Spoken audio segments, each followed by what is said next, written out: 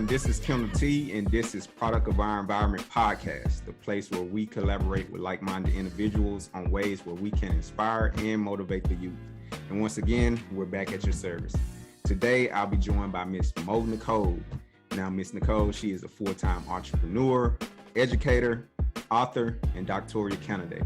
And today, we'll be speaking on the current effects of trauma on student mental health and choices that they make through social pressure.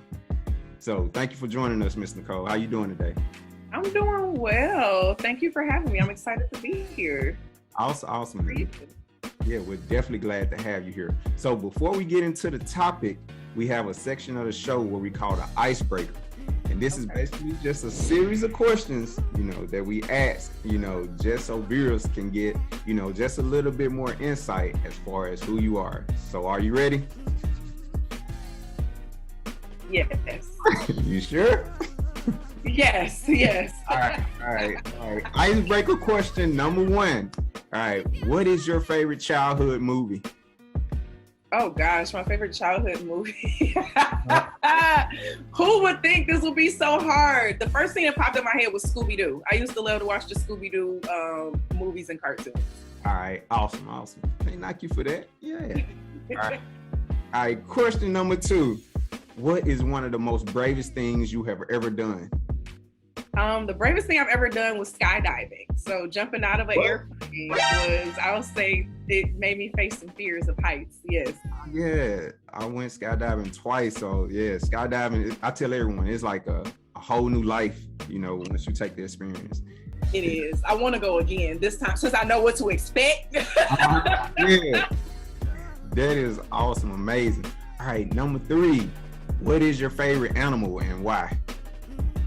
My favorite animal, it's become it used to be dogs, but lately it's been birds. I feel like a lot of my spirit, ancestors and things speaks to me through birds. And as I'm talking, my 2 ducks that I like to believe are my ancestors, they legit just came to be outside my patio once we started this podcast. So definitely birds. Wow. Okay, awesome. And final question for the icebreaker. Do you believe that you connect with young adults or kids the most? Or better? I'll say young adults.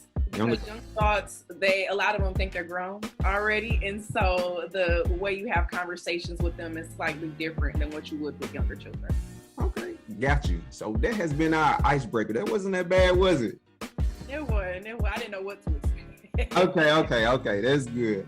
Okay, so now let's dive into, the topic of today, when it dealing with childhood trauma. So can you tell us what exactly is trauma for those who might not know?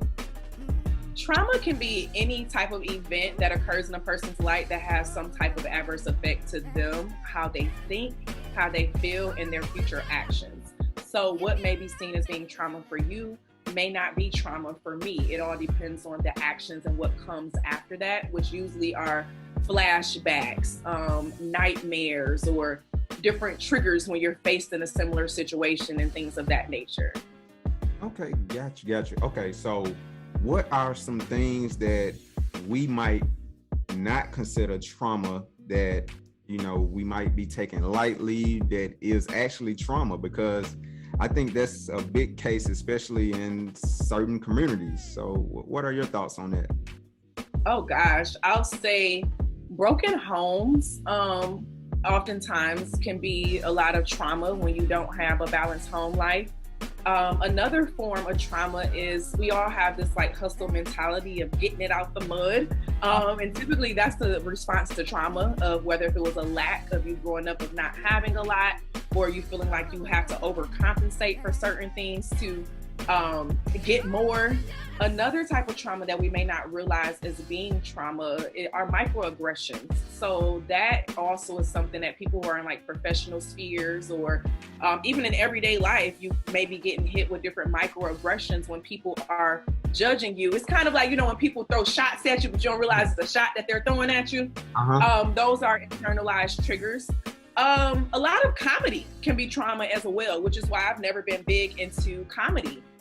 When you think about it, comedy, they are joking and laughing at other people's shortcomings. And so oftentimes that's why we find a lot of comedians go through different levels of depression and mental health problems as well, because they're hiding their pain in the midst of the jokes. So the aspect of people who joke and things of that nature a lot, oftentimes there's some trauma behind it. And it can be caused as well, as we saw with what happened with, the Will Smith situation. It was a trauma trigger for him, and that's what happened, which is why I've never been a big fan of comedy in general. And let's see, oh my gosh, we have a lot. The aspect of a lot of the music that we're listening to. Oh, absolutely. A lot of the music perpetrate traumatic experiences, whether it's they're calling women, all these different names and stuff out their name. The men continuously calling themselves certain derogatory terms. That's another sense of trauma because of what that word correlates with and what it connects with. That is definitely a lot to process and a lot to think about. So what would be a solution? Wow. Woo, now when we start talking about solutions, because it's such a massive thing and topic that it's like a big spider web, and it's something that we can't just solve like in one day, or it's not something that just one person can solve. The way that we basically work on it day by day is becoming aware of our personal trauma triggers and healing through those traumas, understanding what those triggers may be, and just working every day to try to keep from, imposing that same thing onto other people. That's the biggest thing of what I've come to find, because if I wanted to say, we're going to eradicate all trauma, that's a fairy tale land. It's going to take a lot to eradicate everything, but the most we can do is learn how to cope and reduce the levels of trauma and triggers that we allow ourselves to experience or be around. All right, let me ask you, what are some ways that we can equip young adults and kids to handle the social pressures that they might face, in their day-to-day life? I am a strong believer that I feel all children need therapy. And it's best for them to start in a young age versus them growing up to being grown adults with a bunch of, unhealed trauma or not really understanding themselves and what has helped develop them to be who they are today. So a big part would be helping students and children learn how to understand themselves more, learn how to accept themselves and their individuality more. Because oftentimes children, the social pressures that make them want to be like this, or it makes them want to fit in the crowd or do this and X, Y, and Z, and not really think about the implications and what the consequences may be from those actions. So the more they're able to understand what their consequences can be, the more they can understand this can affect me in the long run, or the more they understand how when you add in healthier things, how that can be more beneficial for you. But then also we need to limit media. I grew up in a time where when I was younger, after a certain time, certain things you couldn't see on TV. Right. Things were getting bleeped out on TV. I still remember on the award ceremonies and things, how things, It's like children have too much access nowadays. And when your brain is still developing and you're still trying to understand the world and things of that nature, with you having too much access to everything around you, it's honestly kind of like a recipe for danger, because you're still trying to find yourself. And so you're taking a piece from Joe over here, a piece from Timmy on TikTok, a piece of this, unrealness, over here on Facebook and Instagram, and they're placing all these things together and creating reality. So I do think it's important for every student to have some form of therapy, some type of a mentor who is working in a positive direction, because not all mentors are good mentors either, because some mentors are out here perpetuating these toxic behaviors and things as well.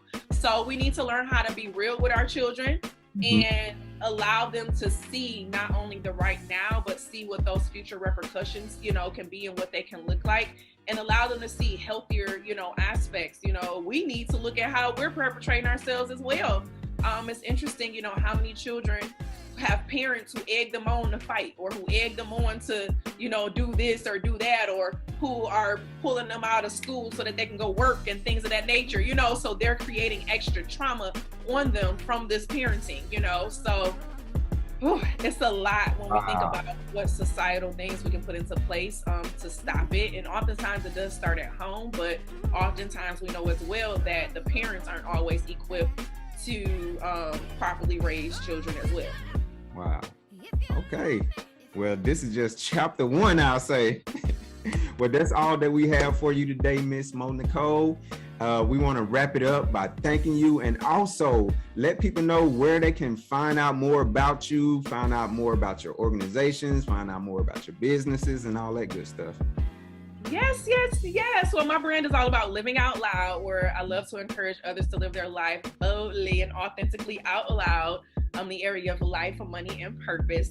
And so I do have a blog and a website which shares all of my books, all of my activities and things that I have going at monicole.com. And I also have my newly launched tea company that is all about helping, us all heal from the inside out. Without all those extra medications and things of that nature. I'm more of a holistic type of person. Got you. Okay, well, awesome. Well, thank you once again. And thank you everyone for watching. Once again, this has been Product of Our Environment Podcast, the place where we collaborate with like-minded individuals on ways where we can inspire and motivate the youth. We'll catch you next time. Peace.